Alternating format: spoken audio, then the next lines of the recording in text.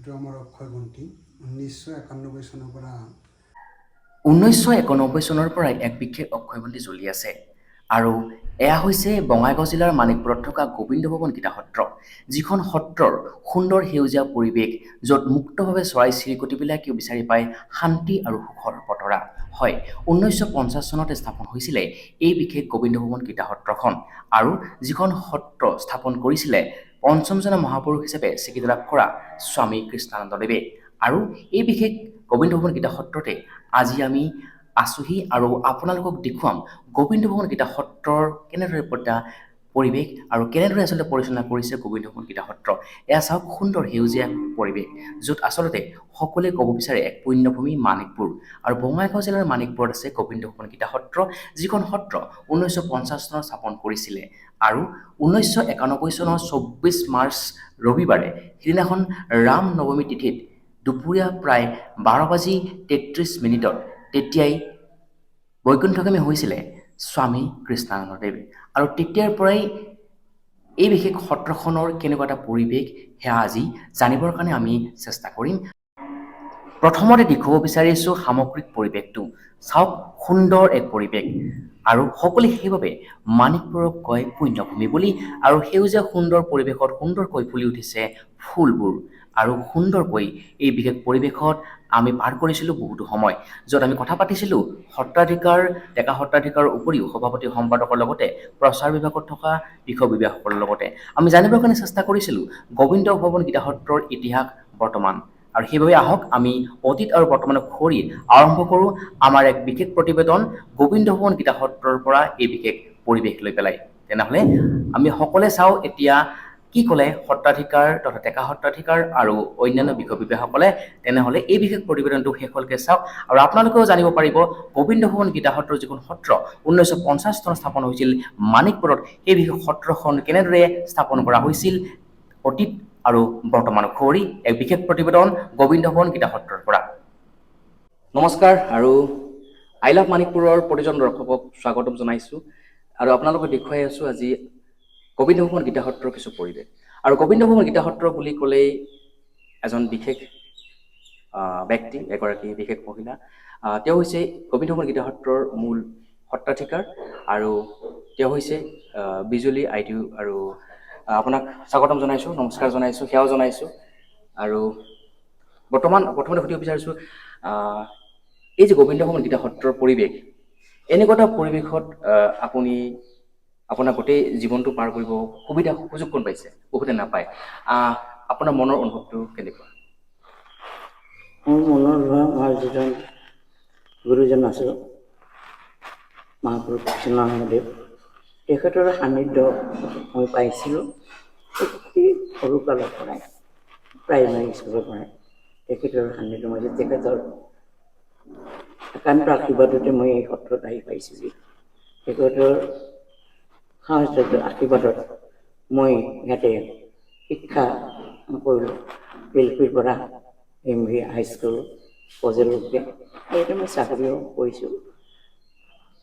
তেখেতে এটাই তেওঁৰ মন্তব্য যে এই সত্ৰত থাকি তুমি যোগ্য এজন হ'ব লাগিব মহিলা হিচাপে।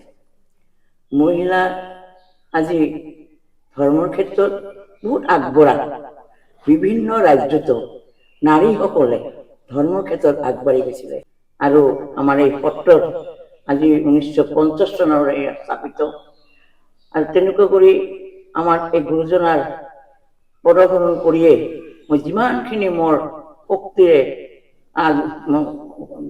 পাইছোঁ সেইখিনি মই আগবাঢ়ি গৈছোঁ। কিন্তু তেখেতে বাৰে বাৰে কৈছিলে যে এজন মহাপুৰুষৰ লগত থাকি যদি উপযুক্ত নাৰী হ'ব নোৱাৰা, তেনেহ'লে আজি মোৰ মহাপুৰুষৰ কলংক হ'ব। সেইখিনি কথাই মোৰ অন্তৰত বিশেষভাৱে প্ৰতিক্ৰিয়াৰ সৃষ্টি হৈছিল। আৰু তেখেতে যোৱাৰ পিছত 1991 চনত আমি হোৱাৰ পিছতে মই বিশেষভাৱে আগৰ যিটো মোৰ এটা ভয় দুৰ্বলতা আঁতৰাই যিমানখিনি সম্ভৱ মই সত্ৰৰ কাৰণে আগবাঢ়ি যাবৰ কাৰণে এটা প্ৰবল এটা সাহস, এটা শক্তি, এটা অনুপ্ৰেৰণা মই লাভ কৰিছিলোঁ তেখেতৰ কথাষাৰত। আজি অকল গোবিন্দমোহন গীতা সত্ৰই নহয়, আজি গুৰুজনা 58খন সত্ৰ প্ৰতিষ্ঠা কৰি গৈছে, আগতো গৈছিল, এতিয়াও হৈ আছে। এইবিলাক সত্ৰতো মই বিশেষভাৱে তত্বাৱধান লৈছোঁ, খা খবৰ লৈছোঁ, আৰু সময়ে সময়ে এইবিলাক সত্ৰতো মই যোগাযোগ কৰি আছোঁ। আজি আমি জানিম গোবিন্দমোহন গীতা সত্ৰৰ আৰম্ভণিৰ পৰা বৰ্তমান সময়লৈকে গোটেই পৰিৱেশটো। ইয়াৰ পৰা আমি বিদায় ল'ম, বিদায় লৈ পেলাই ডেকা সত্ৰাধিকাৰৰ ওচৰলৈ যাম। কিন্তু আইদেউ, আপোনাক আৰু এটা কথা সুধিব বিচাৰিছোঁ। আপোনাৰ জন্ম ক'ত হৈছিলে, বা আপুনি কেনেদৰে গোবিন্দমোহন গীতা সত্ৰলৈ আহিলে, বা গুৰুজনাৰ এই সান্নিধ্য লাভ কৰিবৰ কাৰণে আপুনি সক্ষম হৈছিলে? আপোনাৰ শেষৰটো প্ৰশ্ন আমাৰ ফালৰ পৰা। মোৰ জন্ম কোচবিহাৰত খাগাৰবাৰীত জন্ম হৈছিল, মাথাভাঙা চাব ডিভিশ্যন। তেখেতে আমাৰ পিতৃদেৱে কৰ্মক্ষেত্ৰত আজি খাগাৰবাৰীত আহিছিলে। তেওঁ প্ৰাইভেট হোমিঅ' এলোপেথি ডক্টৰী কাম কৰিছিল। কিন্তু আমাৰ যিবিলাক পৰিবাৰ সমস্ত আমাৰ কলিকাতাতে মেডিকেল আদি কৰি তেখেতে এই কৰ্ম সংস্থাপনৰ কাৰণে কৰ্ম খাতিৰত কোচবিহাৰত থাকোঁতে গুৰুজনাক লগ পাইছিল, আৰু গুৰুজনাই মোক দেখি নাজানো অন্তৰ্যামীৰ কি এটা ভাবিলে যে এই ছোৱালীজনী মই সত্ৰতে এবাৰ ৰাখিম, আৰু তাতে মই উপযুক্ত কৰি তুলিম। এই ভাৱেৰে পিতৃদেৱে ইয়াতে থৈ গ'ল। আপোনাৰ সেই পদধূলিতে, আপোনাৰ সেই আদেশ মতে গোবিন্দমোহন গীতা সত্ৰ কিন্তু এতিয়া এক ভাল এটা পৰিৱেশ বিৰাজ কৰিছে। আপুনি নিজেই কৈছে যে ইয়াৰ ঘৰ বা আগতকৈ আপুনি অকণ ভাল কৰিছে, বা বিভিন্ন ক্ষেত্ৰত সুন্দৰকৈ পৰিচালনা কৰিব কিন্তু আপুনি পাৰিছে। আৰু আজি মাণিকপুৰবাসী গৌৰৱান্বিত যে মাণিকপুৰত এনেকুৱা এখন গোবিন্দমোহন গীতা সত্ৰ আছে। মাণিকপুৰবাসী আজি গৌৰৱান্বিত যে মাণিকপুৰবাসীয়ে আজি গুৰুজনাৰ পিছত আপোনাৰ সান্নিধ্য লাভ কৰিবৰ কাৰণে মাণিকপুৰ গোবিন্দমোহন গীতা সত্ৰত কিন্তু তেওঁলোকে পাৰিছে। যি কি নহওক, আপোনাৰ দীৰ্ঘায়ু কামনা কৰিছোঁ। আৰু আই লাভ মাণিকপুৰৰ এতিয়া আপোনালোকক দেখুৱাম গোবিন্দমোহন গীতা সত্ৰত তেওঁলোকে আচলতে ৰাতিপুৱাৰ পৰা আবেলিলৈকে বা ৰাতিলৈকে তেওঁলোকৰ দিনবিলাক কেনেকৈ পাৰ কৰে, বিভিন্ন ব্যক্তিৰ লগত কথা পাতিম। আমাৰ দৈনন্দিন জীৱনবিলাক বেলেগ ধৰণৰ হয়। আমি ৰাতিপুৱা উঠি স্কুললৈ যাওঁ, তাৰপিছত আমি বিভিন্ন ধৰণৰ অফিচৰ কাম থাকে, স্কুলৰ ল'ৰা ছোৱালী অনা নিয়া কৰা, বিভিন্ন ধৰণৰ কাম কাজ কৰোঁ। কিন্তু এওঁলোকৰ জীৱন শৈলীটো কেনেকুৱা, ৰাতিপুৱা উঠি এওঁলোকে কি কৰে, বা দুপৰীয়া কি কৰে, গোটেইখিনি আমি জানিবৰ কাৰণে এজন বিশেষ ব্যক্তিৰ লগত আমি এতিয়া কথা পাতিবলৈ চেষ্টা কৰিম। লগতে ইয়াৰ সুন্দৰ যি পৰিৱেশ, চাৰিওফালে যি বাগিচা, সুন্দৰ এক প্ৰাকৃতিক পৰিৱেশ, শান্ত এক পৰিৱেশ, সেই পৰিৱেশটো আপোনালোকক দেখুৱাৰ কাৰণে চেষ্টা কৰিম। আমাৰ গুৰুজনাৰ সান্নিধ্যত মই কি পালো, সামান্যতম অলপমান মই সংৰক্ষিত কৰি ৰাখিছোঁ। এইখিনি আপোনাক আপুনি লিখিছিলে, মই অকণমান দেখুৱাব চেষ্টা কৰিছোঁ। এয়া হৈছে এক শৰণৰ মাহাত্ম্য, বিজুলী মিত্ৰ সত্ৰাধিকাৰ গোবিন্দমোহন গীতা সত্ৰ। আপোনালোকৰ নিশ্চয় যদি আপুনি পঢ়িব পায় খুব সৌভাগ্যৱান হ'ব। আপোনালোকৰ নিশ্চয় অসমৰ বিভিন্ন প্ৰান্তত চাগে পাব কিতাপবোৰ। গতিকে এক শৰণৰ মাহাত্ম্য, আৰু এখন আছে শ্ৰীগুৰুৰ সান্নিধ্যত বিজুলী মিত্ৰ, এও আমাৰ আইদেৱে লিখিছে। আৰু এনেকৈ আপোনাৰ কিমানখন কিতাপ লিখিছে? এনেই বিভিন্ন আমাৰ আলোচনীবিলাকত দি থাকোঁ, দুখনে কৰিছে। যি কি নহওক, আজি ভাল লাগিছে। মই কৈছোৱেই যে এটা সৰু প্ৰতিবেদনত গোটেইবিলাক বস্তু দেখুওৱা সম্ভৱ নহয়। হয়তো পৰৱৰ্তী সময়ত আৰু আপোনাক লগ পাম। আৰু যিহেতুকে আহিছোঁ, গতিকে মই এওঁৰ চৰণ ল'বৰ কাৰণে এওঁৰ সেৱা ল'ম এতিয়া, আৰু তাৰপিছত আমি আগবাঢ়ি যাম অন্য ভিডিঅ'লৈ। আৰু আজি আশীৰ্বাদ লৈ পেলাই, এওঁৰ আশীৰ্বাদ লৈ পেলাই আৰম্ভ কৰিছোঁ আই লাভ মাণিকপুৰ, এই বিশেষ নতুন আপোনালোকৰ বাবে পেজটো। আৰু আপোনালোকৰ আই লাভ মাণিকপুৰৰ বিভিন্ন ব্যক্তিৰ কথা আমি জানিম, বিভিন্ন ব্যক্তিৰ লগত কথা পাতিম, মাণিকপুৰৰ আশে পাশে থকা প্ৰতিটো পৰিৱেশ আপোনালোক দেখুৱাবলৈ চেষ্টা কৰিম। গতিকে আপোনালোকে আই লাভ মাণিকপুৰক ফ'ল' কৰিব, ছাবস্ক্ৰাইব কৰিব। আহক আমি তেনেহ'লে মাণিকপুৰ গোবিন্দমোহন গীতা সত্ৰৰ অন্যান্য পৰিৱেশবিলাক দেখুৱাবৰ কাৰণে চেষ্টা কৰোঁ। এইটো আমাৰ অক্ষয় বন্তি। 1991 চনৰ পৰা 1991 চনত যেতিয়া প্ৰভু বৈকুণ্ঠ বিয়ান হয়, তেতিয়াৰ পৰা বশিষ্ঠ শৰ্মাদেৱে, বৰপেটা সত্ৰৰ অধিকাৰ বশিষ্ঠ শৰ্মাদেৱে আৰু শান্তি আৰাধনা আশ্ৰমৰ আচাৰ্য হেমভাইয়ে লগ লাগি এই অক্ষয়বন্তি জ্বলাইছিল। আৰু ইয়াৰ মহিমা অদ্ভুত। এই বন্তিত তেল যে যেনেকৈ দিয়ে তাৰ সকলো বাসনা পূৰণ হয় বুলি আমাৰ এটা বিশ্বাস আছে। প্ৰত্যেকেই ইয়াত তেল আনে। বৰপেটাত যেনেকৈ নিমখ লৈ যায়, ইয়াত আহিলে তেল লৈ আহিব। আৰু এইবিলাক বিভিন্ন ঠাইৰ পৰা অনা প্ৰভুৰ ফটো, এইখন প্ৰভুৰ বিচনা, সেইটো প্ৰভুৰ তাত মানে মালা আছে আৰু চিতাভস্ম আছে। এইবিলাক প্ৰভুৰ ব্যৱহাৰিক বস্তু চব। ৰাতিপুৱাই থোৱা হয়, ৰাতিপুৱা উঠোৱা হয়, আৰু তেওঁ যোৱাৰ আগতে কৈ গৈছিল মই য'ত যেনেকৈ বহোঁ তেনেকৈ আসনবিলাক দি দিবা। সেই আসন এনেকৈ দি থোৱা হয়। এইখন বিচনাতে তেওঁ শুইছিলে প্ৰভুৱে আমাৰ কৃষ্ণদেৱ। হয় হয় কৃষ্ণদেৱ তেওঁ, আৰু তেওঁ পঞ্চমজনা মহাপুৰুষ বুলি ইতিমধ্যে স্বীকৃতি পাইছে। আৰু তেওঁক কি কৰে, এনেকৈ পানী খাবলৈও দিয়ে। ইয়াত পানী থোৱা হয়, আঁঠুৱা তৰি দিয়া হয়। ৰাতি মানে এজন ব্যক্তিয়ে যেনেকৈ শুওঁতে আঁঠুৱা দিয়ে, আঁঠুৱা তাৰি হেৰি কৰি দিয়ে, তেনেকৈ আপোনালোকেও দি দিয়ে।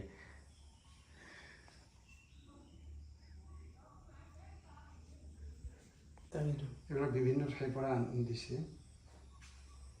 প্ৰতিদিনে ৰাতি তাত শুৱাই থোৱা হয় বিচনাত, আৰু ৰাতিপুৱা আমাৰ মহাপুৰুষ শংকৰদেৱ তেজলে কমলাৱতী পৰৱৰ্তী নৃত্য এই বৰগীতবিলাক জাগৰণ চলন গীত গাই গাই ভগৱানক উঠোৱা হয়। উঠাই ভগৱানৰ সেৱাৰ কামখিনি কৰা হয়। ইয়াত প্ৰতিদিনে ভোগ দিয়া হয়। ইয়াত ভোগ নিদিয়া পৰ্যন্ত আমাৰ ভকতে কোনেও একো খাব নোৱাৰে। হয় হয়। এই নিয়মটো আমাৰ সদায় থাকিব। আৰু প্ৰভু শ্ৰীকৃষ্ণৰ সেইখন বিচনা, সেইখন বিচনাখনত শুৱাই থোৱা হয় ৰাতি, আৰু ৰাতিপুৱা জাগৰণ কৰা হয়। আৰু প্ৰত্যেক দিনে গা ধোৱা হয়, তাৰপিছত পুষ্পৰে সেৱা কৰা হয়।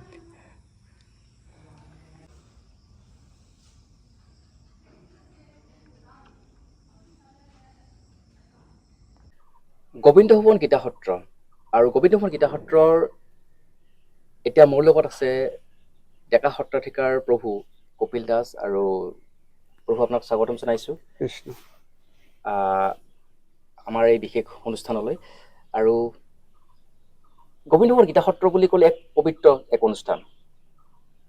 নামটো যেতিয়া মনলৈ আহে তেতিয়া বহুতে কয় যে আচলতে অশান্তি, যে মানুহে যে ৰাতিপুৱাৰ পৰা উঠি যে এটা অশান্তি জীৱন পাৰ কৰিছে, যান্ত্ৰিকতা, সেই যান্ত্ৰিকতা যেন এই পৰিৱেশত নাই। আমি যেতিয়া ইয়াত আহোঁ, সেই যান্ত্ৰিকতা ইয়াত নাই। সুন্দৰ এটা পৰিৱেশ, প্ৰাকৃতিক পৰিৱেশত আমি সকলোৱে বিলীন হ'ব পাৰোঁ। আৰু গুৰুজনাৰ সেই সৃষ্টি, গুৰুজনাৰ সেই মাহাত্ম্য, গুৰুজনাৰ সেই আদৰ্শৰে আচলতে মাণিকপুৰবাসী বুলি নহয়, অসম বুলি নহয়, অসমৰ বাহিৰতো তেওঁৰ চৰ্চা লাভ কৰিছে। তেওঁৰ অনুপস্থিতিটো কিন্তু আপোনালোকে এই অনুষ্ঠানটো সুন্দৰকৈ পৰিচালনা কৰিব পাৰিছে। আপোনাৰ মনৰ অনুভৱটো কেনেকুৱা, বা কেনেদৰে আচলতে আপুনি গোবিন্দ ভৱন গীতা সত্ৰৰ লগত জড়িত হৈ পৰিলে, বা প্ৰভুৰ সান্নিধ্য লাভ কৰিবৰ কাৰণে সক্ষম হ'ল, আপুনি কি ক'ব? মই প্ৰথমতে আপোনাক ধন্যবাদ দিছোঁ সেইটো কাৰণতেই যে আই লাভ মাণিকপুৰ এটা চেনেল আপুনি প্ৰথম অধ্যায়টো ইয়াৰ পৰা আৰম্ভ কৰিছে। আপোনাৰ যাত্ৰা সফল হওক সেইটোকে আশা কৰিছোঁ। আৰু মাণিকপুৰ আচলতে আমি ক'ব গ'লে শান্তিৰে ভৰপূৰ। পৃথিৱীৰ বুকুত যিমানবিলাক মানুহ আছে সকলোবিলাকে কিন্তু সৌভাগ্যৱান নহয়। অৰ্থৱান বহুত, সৌভাগ্যৱান তেওঁকে কোৱা হৈছে যিসকলে মহাপুৰুষৰ সংগ লাভ কৰিব পাৰে, যিসকলে মহাপুৰুষৰ চৰণ সেৱা কৰিব পাৰে।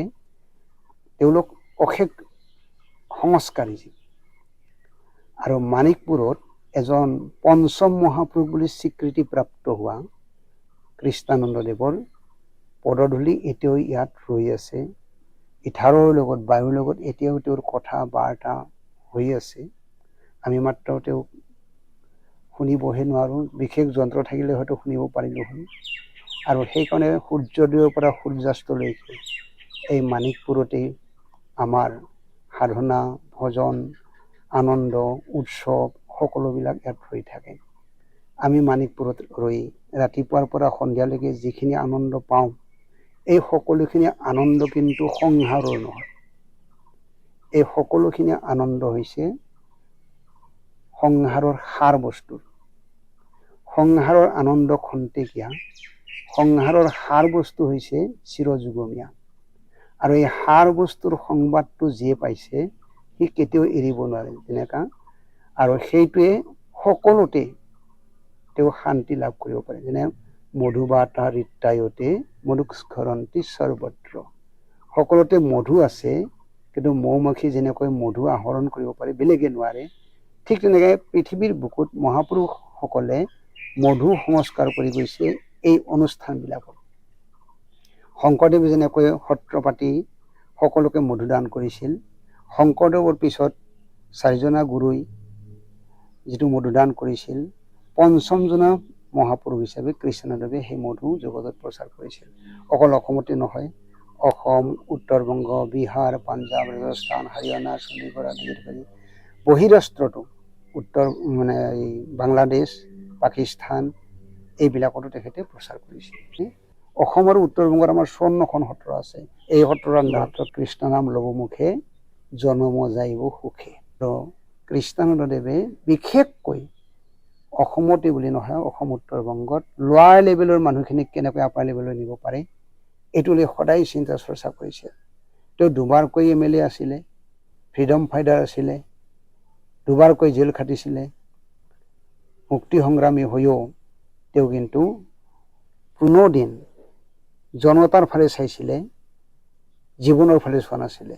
আৰু সেইকাৰণে আমি ঘোৰ সন্ধিক্ষণ আহিলেও মানিকপুৰ আমি এৰিব নোখোজোঁ। কাৰণ ইয়াত শক্তি, ভক্তি, সামৰ্থ্য, তুষ্টি, তৃপ্তি, প্ৰাপ্তি সকলো আছে।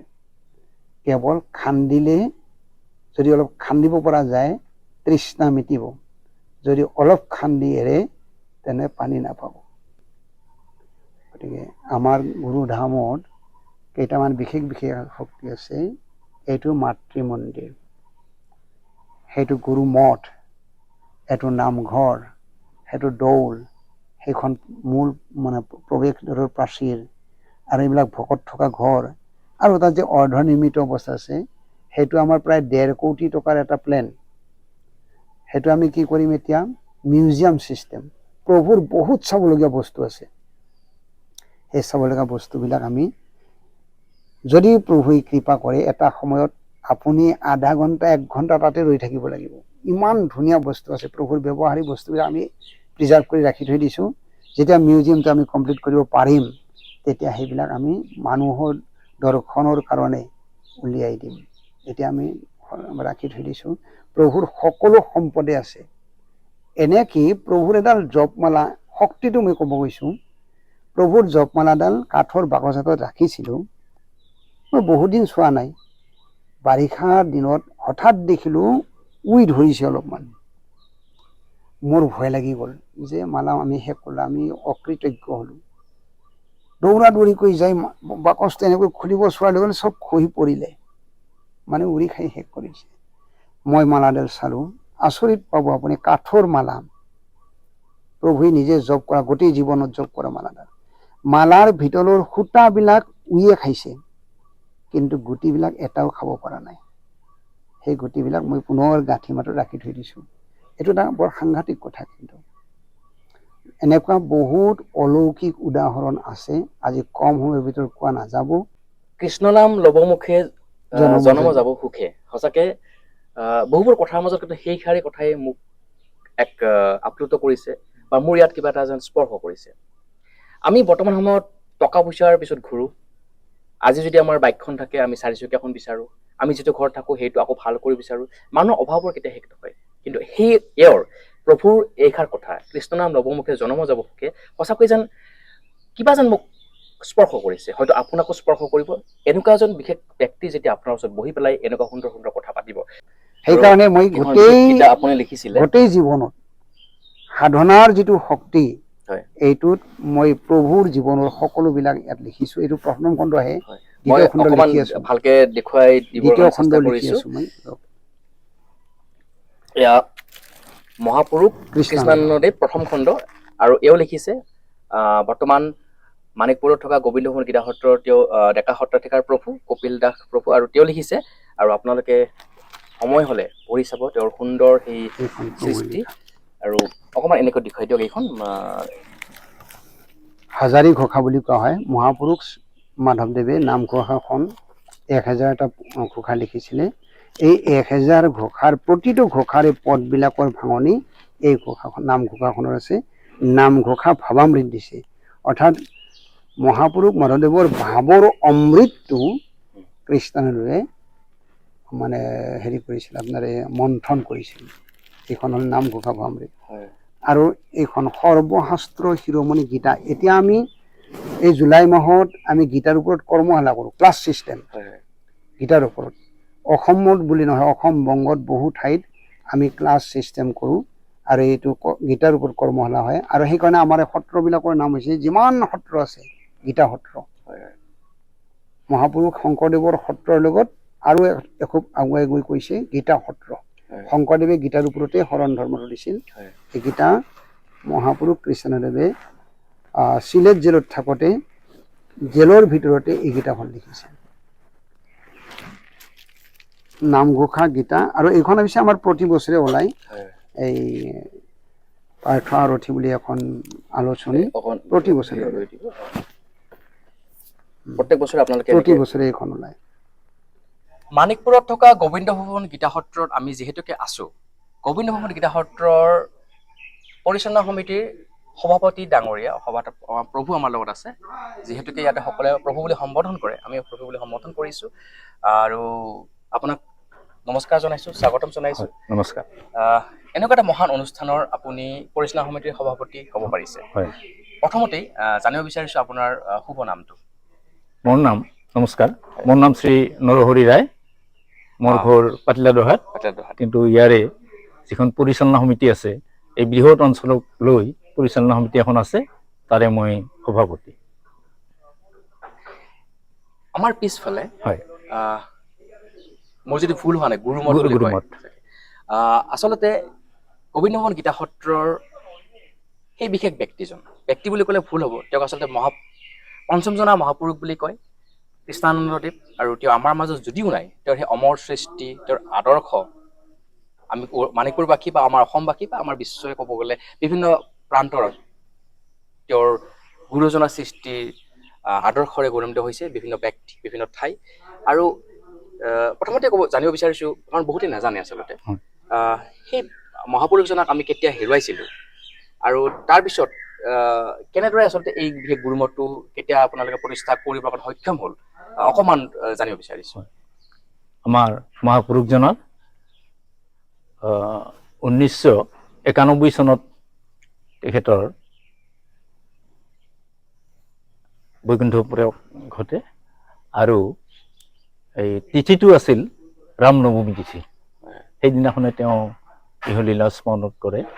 আৰু এই অঞ্চলটো ব্যাপী তেখেতৰ যিমান ভকত আছে, শিষ্য আছে, আসাম বেংগল ধৰি এই অসমৰ ভকতসকল আহিছিল আৰু শোভাযাত্ৰা কৰি আহি তেখেতক এই ঠাইত সমাধিস্থ কৰা হৈছে। দেখিব পাইছোঁ যে আপোনালোকে তাতে ফুলনি আছে বা বিভিন্ন গছ গছনি আছে, সেউজীয়া সুন্দৰতা পৰিৱেশ। অসমত এই বিশেষ পৰিৱেশটোৰ বিষয়ে থুলমূলকৈ এটা আপোনাৰ মুখৰ পৰা জানিব বিচাৰিছোঁ। এই যিটো আমাৰ প্ৰাকৃতিক দৃশ্য, যিটো হয়, আমাৰ প্ৰভু থাকোঁতে ইয়াত চাৰিওপিনে গছ গছনি আছিল। আৰু তেতিয়াৰ দিনত এই আমাৰ সন্মুখৰ সিফালে আপোনাৰ ধাননি পথাৰ আছে, তাত খেতি বাতি কৰিছিল, আনকি তৰি তৰকাৰীও কৰিছিল। এইবিলাক তেওঁ থাকোঁতে কৰিছিল। তেতিয়া গৰু আছিল, গাই আছিল, এনেকুৱা অৱস্থা। আৰু তেতিয়া ইয়াত বহুত মানুহ আছিল। আমাৰ গোবিন্দ ভৱন গীতা সত্ৰৰ নামত 43 বিঘা মাটি আছে। 43 বিঘা। তাৰে ভিতৰত এই সত্ৰখনৰ হেৰিত আছে ধৰক, ইয়াতে বিভিন্ন ধৰণৰ ঘৰ আছে, আমাৰ মাতৃগৃহ আছে, নামঘৰ আছে, সিপিনে মঞ্চ এটা আছে, আৰু ইপিনে ধৰক ভকতসকল আহিলে থাকিব পৰা এটা গৃহ আছে। তো এয়া আছিলে কিছু আভাস দিলে কেনেকৈ পৰিচালনা কৰে বা কি হয়। আৰু এনেকুৱা এটা অনুষ্ঠানত জড়িত হৈ আপোনাৰ শেষৰ ফালে আহিছোঁ আমি আপোনাৰ পৰা। এতিয়া আমি সম্পাদকৰ লগত কথা পাতিম। আপোনাৰ অনুভৱটো কেনেকুৱা, অকণমান কৈ দিব। মই খুবেই সুখী। মই 1991 চনতে মই মোৰ বিয়া হৈছিল। তেতিয়াই মই প্ৰভুৰ ওচৰত শৰণ লৈছিলোঁ। আৰু তেতিয়াৰ পৰা মোৰ ইয়াত এটা কিবা নজনাকে ভক্তিভাৱ আছে। মই যিহেতু চাকৰি কৰা ব্যক্তি আছিলোঁ, এই তেনে ক্ষেত্ৰত মোৰ কিছু অসুবিধা আছিল। কেৱল উৎসৱবিলাকতহে মই আহিছিলোঁ। কিন্তু মই যেতিয়া ৰিটায়াৰ হ'লো, যেতিয়া 19 চনত, তাৰ পৰা মই ৰেগুলাৰ ইয়াত লাগি আছোঁ। গোবিন্দ ভৱন গীতা সত্ৰৰ লগত জড়িত সভাপতি ডাঙৰীয়াৰ লগত কথা পাতিলোঁ। এতিয়া মোৰ লগত আছে সম্পাদক ডাঙৰীয়া। আপোনাক নমস্কাৰ জনাইছোঁ, স্বাগতম জনাইছোঁ আমাৰ এই বিশেষ অনুষ্ঠানলৈ। আপুনি গোবিন্দ ভৱন গীতা সত্ৰৰ সম্পাদকৰ দায়িত্বত আছে। হয়। মই জানিব বিচাৰিছোঁ বিভিন্ন কথা বিভিন্ন ব্যক্তিয়ে ক'লে এই বিশেষ ডাঙৰ এটা অনুষ্ঠান চলাবৰ বাবে নিশ্চয়কৈ টকা পইচাৰ খুবেই বেছি প্ৰয়োজন হয় ধৰক ৰাতিপুৱাৰ পৰা ৰাতিলৈকে বিভিন্ন ধৰণৰ ৰেচনৰ প্ৰয়োজন হৈ পৰে বা বিভিন্ন নিত্য নতুন আমাৰ বিভিন্ন ধৰণৰ প্ৰয়োজন সা সামগ্ৰী আছে বা বিভিন্ন ক্ষেত্ৰত ক'বলৈ গ'লে এটা বিশেষ খৰচ আহে এই খৰচটো আচলতে কেনেকৈ আপোনালোকে উলিয়ায় প্ৰথম আৰু দ্বিতীয়তে আপোনালোকৰ উপাৰ্জনৰ পথ বুলি যদি মই প্ৰশ্ন কৰোঁ আপোনালোকক বা আমাৰ দৰ্শকসকলে জানিব বিচাৰে তেতিয়া আপোনালোকে কেনেকৈ আচলতে সেই উপাৰ্জনৰ পথটো উলিয়ালে বা কিবা চৰকাৰী সাহায্য আপোনালোকে পায় নেকি? নমস্কাৰ, মই পোনপ্ৰথমতে নিউজ চেনেল আই লাভ মণিপুৰক নমস্কাৰ জনাইছোঁ আৰু তেওঁলোকৰ উত্তৰণ কামনা কৰিছোঁ। আপোনাৰ প্ৰশ্নৰ মতে আমি যিখিনি সত্ৰ পৰিচালনা সমিতিয়ে আমাৰ মণিপুৰ গোবিন্দ ভৱন গীতা সত্ৰৰ যিখিনি ইনকাম সেইখিনি আচলতে আমাৰ কিছু মাটি আছে, কিছু মাটি মোটামুটি 40 বিঘা মানে হ'ব। এই 40 বিঘা মাটি আমি আধি কেতিয়াবা ঠিকা এনেকৈ দিওঁ, তাৰ পৰা আমি প্ৰায় 40 মান বছৰত ধান পাওঁ। আৰু ইয়াৰ উপৰি আমাৰ আৰু এটা ইনকাম আছে, আমাৰ এটা গোডাউন আছে বৰ্তমান FCI অসম চৰকাৰৰ দ্বাৰা পৰিচালিত এটা সংস্থা, তেওঁলোকে আমাৰ সেই গোডাউনটো ভাড়াত লৈছে আৰু সেইটো ভাড়া আমি প্ৰায় বছৰত 90,000 মান টকা পাওঁ। ইয়াৰ উপৰি আমাৰ গীতা সত্ৰত যিবিলাক উৎসৱ পাৰ্বণ হৈ থাকে বছৰত প্ৰায় 8টামান উৎসৱ পাৰ্বণ হয়। আঘোণ মাহৰ শুক্লা তিথিত তো ডাঙৰকৈ হয়, সেইটো গোটেই অসম জুৰি ইয়াত মানে যোগদান কৰে, উত্তৰ বংগ ইয়াতে যোগদান কৰে। সেইখিনি আমাৰ ৰাইজৰ ডনেশ্যনৰ দ্বাৰাই পৰিচালনা হয়। তাৰপিছত আপোনাৰ ভাদ মাহত যিটো মহাপুৰুষ শ্ৰীমন্ত শংকৰদেৱৰ আবিৰ্ভাৱ তিথি আৰু তিৰুভাৱ তিথি সেই দুটা পালন হয়। সেই দুটাতো গোটেই আমাৰ যিখিনি শৰণীয়া ভকত তেওঁলোকে যোগান ধৰে। ইয়াৰ উপৰি মণিপুৰবাসী ৰাইজে আমাৰ সেইবিলাক অনুষ্ঠান চলাৰ কাৰণে যথেষ্ট আমাক সহায় সহযোগ কৰে। তাৰপিছত আৰু শ্ৰীকৃষ্ণ জন্মাষ্টমী উলহ মালৰে পালন কৰা হয়, দিবা ৰাতি চলি থাকে। সেইখিনিও আমাৰ মণিপুৰবাসী ৰাইজ আৰু শৰণীয়া ভকতখিনিয়ে তাৰ হেৰিখিনি যোগান ধৰে। তাৰপিছত আৰু চ'ত মাহত আমাৰ প্ৰভুৰ যেতিয়া মৃত্যু হয় সেই মৃত্যু তিথিটি আমি পালন কৰোঁ। সেই মৃত্যু তিথিটো গোটেই ভকতখিনিয়ে তাৰ খৰচ বহন কৰে। ৰামনৱমী তিথি বুলি কোৱা হয়, ৰামনৱমী তিথি সেইখিনিত আমি গোটেই আমাৰ শৰণীয়া ভকতখিনি হেৰি কৰোঁ। চৰকাৰীভাৱে আমি সত্ৰ পৰিচালনা কৰাৰ কাৰণে কোনো আৰ্থিক সাহায্য নাপাওঁ, যদিও পাওঁ এককালীনভাৱে কিছু আমি ৱালৰ কাৰণে অলপ কিছু এটা অংশ অলপমান 30,000 মান টকাহে পাইছিলোঁ, এটা 30 লাখ টকা পাইছিলোঁ আৰু এটা গৃহ পাইছিলোঁ, সৰুকৈ এটা গৃহ, তাত 2টা ৰুমৰ মাত্ৰ হেৰি হয়। চৰকাৰীভাৱে আমি এইখিনিয়ে আজিলৈকে পাইছোঁ আৰু বাকী আমি চৰকাৰীভাৱে পোৱা নাই। কিন্তু তাৰোপৰি আমাৰ যিখিনি মণিপুৰবাসী ৰাইজ, উত্তৰ বংগৰ কিছু ভকত আৰু অসমৰ অন্যান্য ঠাইৰ পৰা বিভিন্ন ধৰণে মণিপুৰ গীতা সত্ৰত ভালেকেইটা আলহী গৃহ বনাই দিছে। তেওঁলোকৰ নাম আমি নিশ্চয় ল'বই লাগিব, নহ'লে আমি অকৃতজ্ঞ হ'ম। আৰু যিখন প্ৰথম তৰণ আপোনালোকে দেখিবলৈ পাইছে সেইখনৰ ডিম্বেশ্বৰ ৰাজবংশী মানে গুৱাহাটীবাসী এজন আমাৰ প্ৰভুৰ একান্ত ভকত, তেখেতে দান কৰিছে। আৰু আমি যিটো আজি বহি এই সাক্ষাৎকাৰটো দি আছোঁ, এইটো চেপাপাৰা নিবাসী শ্ৰীযুতা ৰঞ্জিতা দাস বাইদেৱে এইটো তেখেতৰ সাঁচতীয়া ধনেৰে গোটেইখিনি নিৰ্মাণ কৰি দিছে।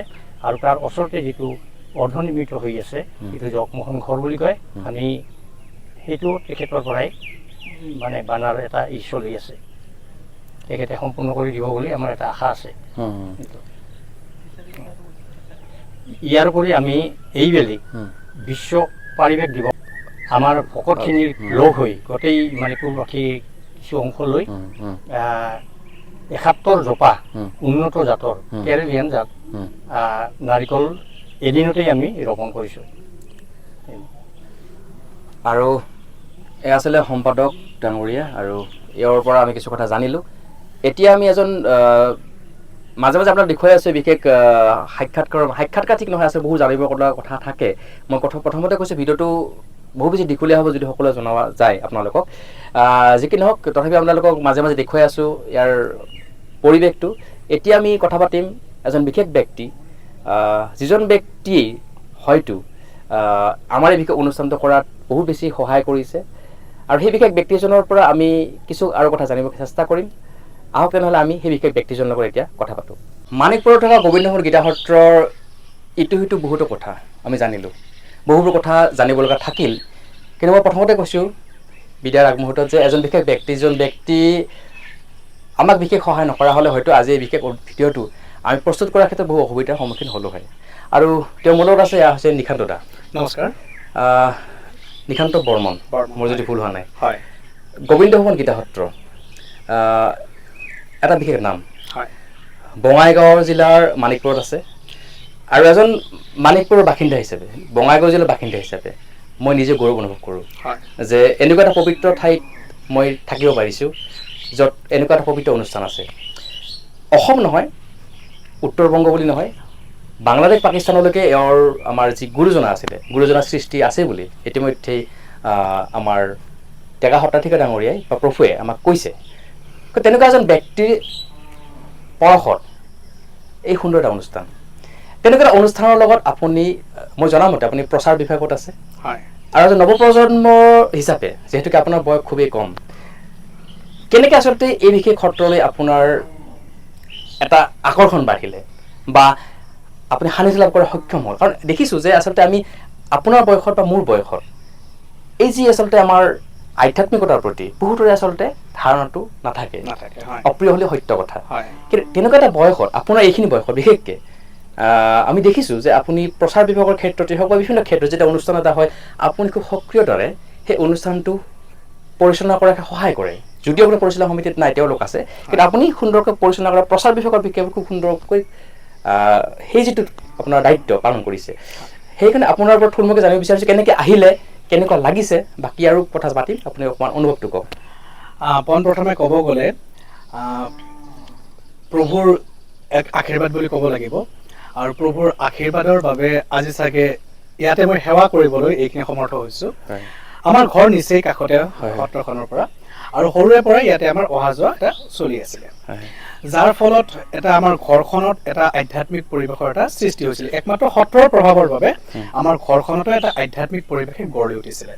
আৰু স্বাভাৱিকতেই যিজন ল'ৰা তেনেকুৱা এটা পৰিৱেশত ডাঙৰ দীঘল হয়, তেওঁলোকৰ এটা আধ্যাত্মিক পৰিৱেশৰ প্ৰতি এক বিশেষ এটা মন এটা থাকে, আকৰ্ষণ এটা থাকে। আৰু দ্বিতীয় ক্ষেত্ৰত মই যদি ব্যক্তিগতভাৱে ক'ব যাওঁ, মোৰ যেতিয়া সৰু আছিলোঁ, সৰুতে ইমানবোৰ কথা মই গুৰুত্ব সহকাৰে লোৱা নাছিলোঁ বা ভবা নাছিলোঁ।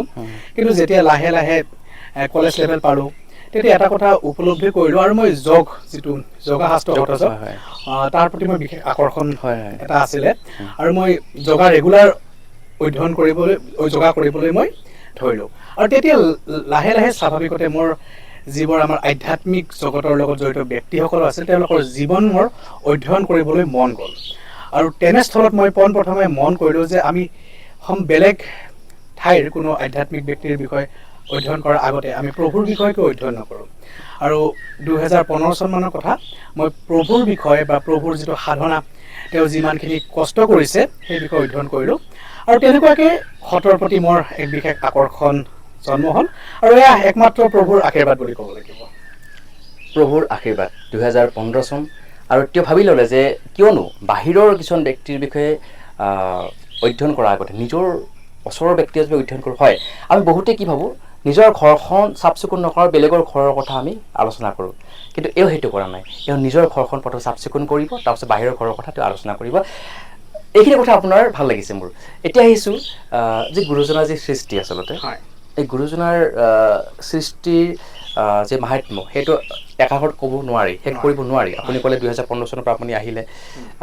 এতিয়া এই বিষয়ে পৰিচালনা কৰাৰ ক্ষেত্ৰতে বা প্ৰচাৰ ক্ষেত্ৰত আপুনি কি কি অসুবিধাৰ সন্মুখীন হৈছে বা কি কি সুবিধাৰ সন্মুখীন হৈছে? আৰু মই জানিলোঁ যে আচলতে চৰকাৰীভাৱে বিশেষ আপোনালোকে প্ৰতিটো বছৰে বিশেষ আৰ্থিক অনুদান নাপায়।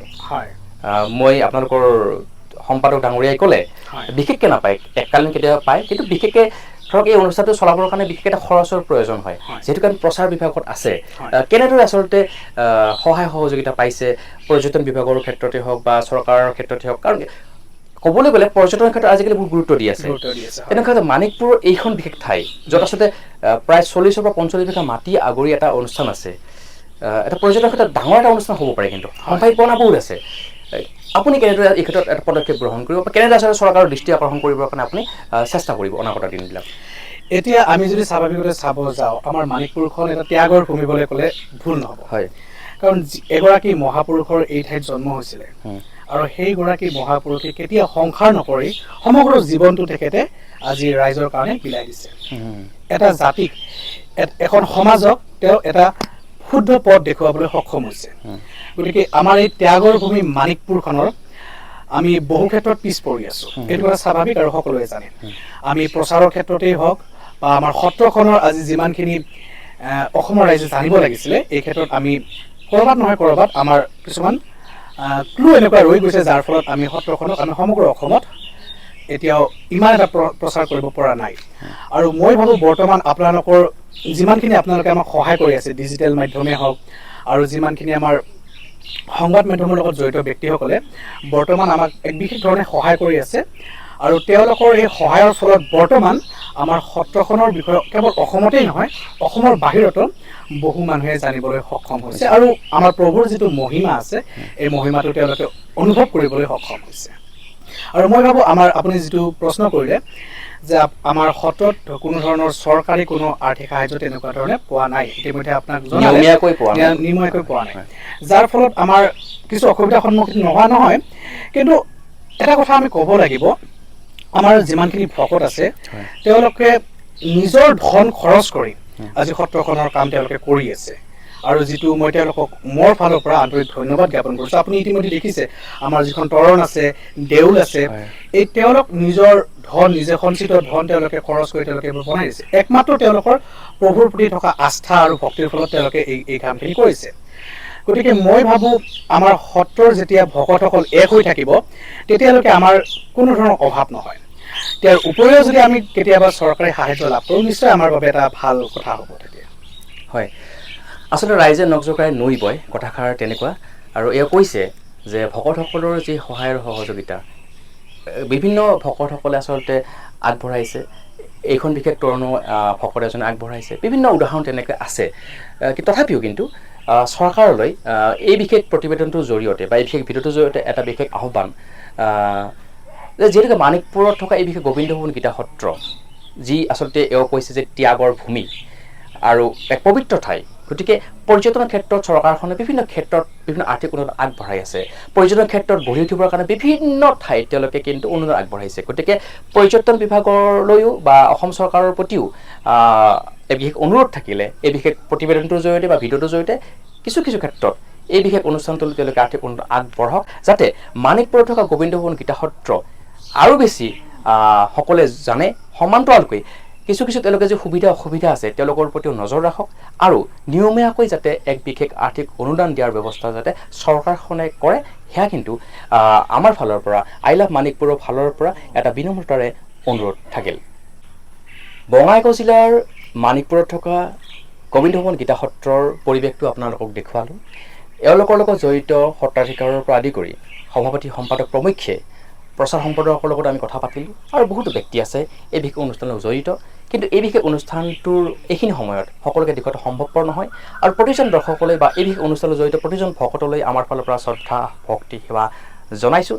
লগতে শেষত যিহেতুকে বিদায় এতিয়া ল'ম, নিশান্ত দাদা আপোনাক ধন্যবাদ জ্ঞাপন কৰিছোঁ। আই লাভ মানিকপুৰৰ তৰফৰ পৰা আমাৰ এই বিশেষ যিহেতুকে এইটো প্ৰথমটো ভিডিঅ' আৰু আমাৰ সত্ৰাধিকাৰ আইডিঅ'ৰ আজি আমি সেৱা লৈ পেলাই এই বিশেষ অনুষ্ঠানটো আমি আগবাঢ়িছোঁ। এই বিশেষ আই লাভ মানিকপুৰ নামৰ এই বিশেষ পেজ আমি আজি আগবঢ়াব লৈছোঁ।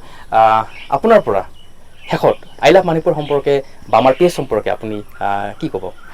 মই অতিকৈ আনন্দিত হৈছোঁ যেতিয়া আপুনি মোক জনালে যে এনেকুৱা এখন পেজ আপোনালোকে গঠন কৰিবলৈ গৈ আছে, যিখনত কেৱল আমাৰ মানিকপুৰৰ যিখিনি স্থানীয় ঐতিহ্য আছে, যিখিনি ব্যক্তি আজি আমাৰ প্ৰচাৰ বিমুখ হৈ আছে, তেওঁলোকক আপুনি এখন প্লেটফৰ্ম এটা দিবৰ বাবে আপুনি চেষ্টা কৰিছে আৰু এইটো আমাৰ বাবে এক পৰম সৌভাগ্যৰ কথা বুলি ক'ব লাগিব।